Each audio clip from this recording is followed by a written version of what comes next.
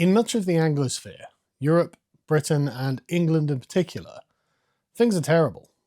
There is a creeping sense of dispossession that is affecting even the regular people of the country.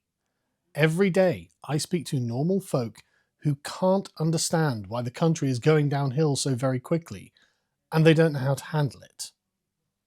We are so totally lost in the fog of postmodernism that nothing even seems to make sense anymore.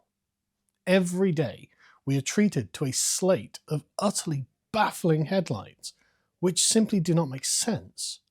How could it be that our professors, commentators, and politicians have allowed this state of affairs to come about in the first place, let alone allow it to carry on?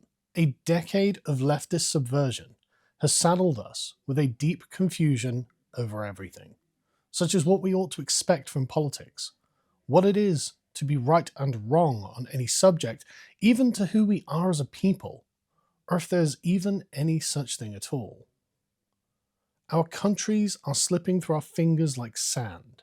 We madly grasp out in a futile attempt to at least hold on to something. But it's clear that everything we thought we had is actually unraveling around us. We are a civilization having a slow motion meltdown, and no one seems to understand why this is happening, nor what we can do to stop it. So I think it's time to let go of the old paradigm.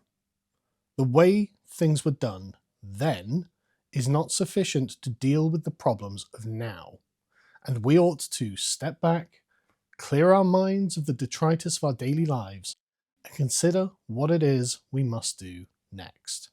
I am of the opinion that what we need to do is spend some time in deep contemplation of our worsening condition, our place in the world, and what it is that we are losing to the decisions that have been made on our behalf. We must understand the underlying nature of our society as it stands now and its place in the cycle of civilizations to truly comprehend what is at stake.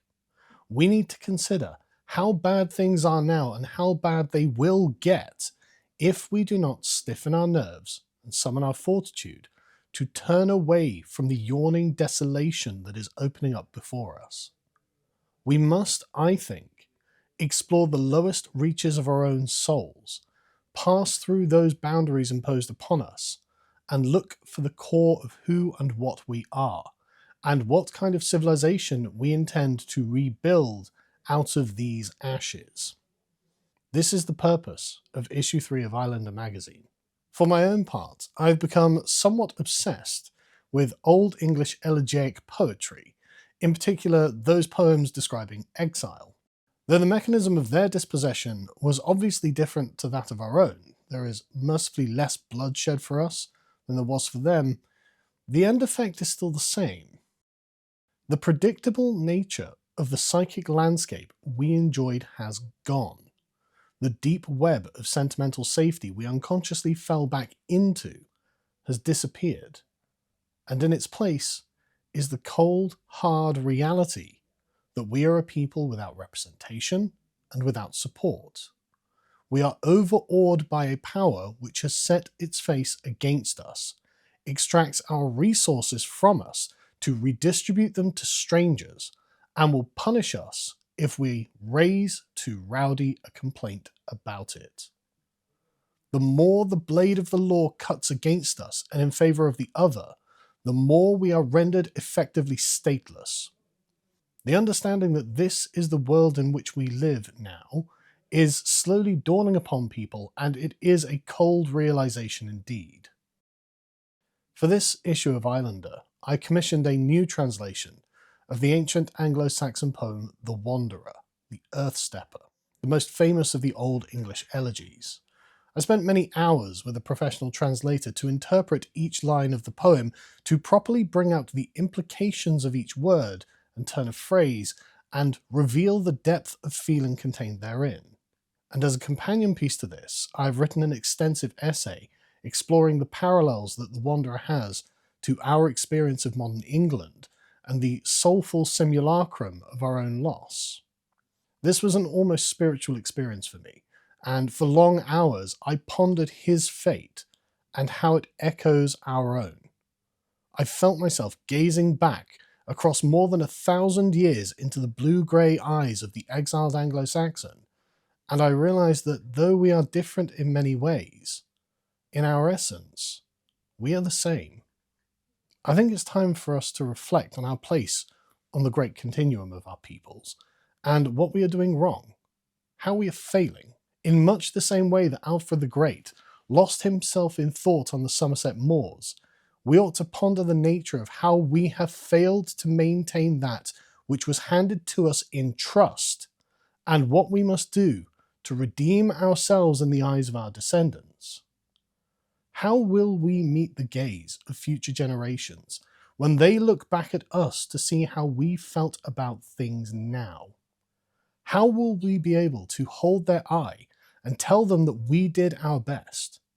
And this is, of course, assuming that there will even be future generations who would recognize themselves as a part of us and us as a part of them. This is what Islander magazine is for. We have collected a series of piercing essays from the most incisive thinkers of our age about the current place of our civilization on the Great Wheel. Each one is written exclusively for us by people at the very top of their game that you will likely already know, and if you don't, you will be glad you have discovered.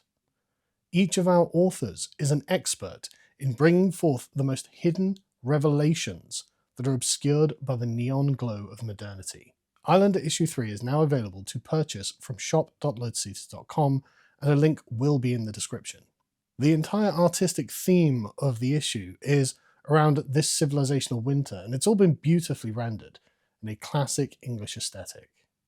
We did have some problems with the distribution of issue 2, but these have been resolved, and we can guarantee that you will receive your copy in a timely manner with regular email updates as to what the status of it is. I look forward to hearing your feedback on what this issue prompts within you, because it has become clear to me that this is not an individual task. Collectively, we will be the ones who trace new paths and discover unexpected truths about ourselves, our world, and our future. It may be difficult, but nothing is over, nothing is inevitable, nothing is preordained. We will establish a new way of thinking about ourselves, the world, and our political situation, and we will bring it forth together.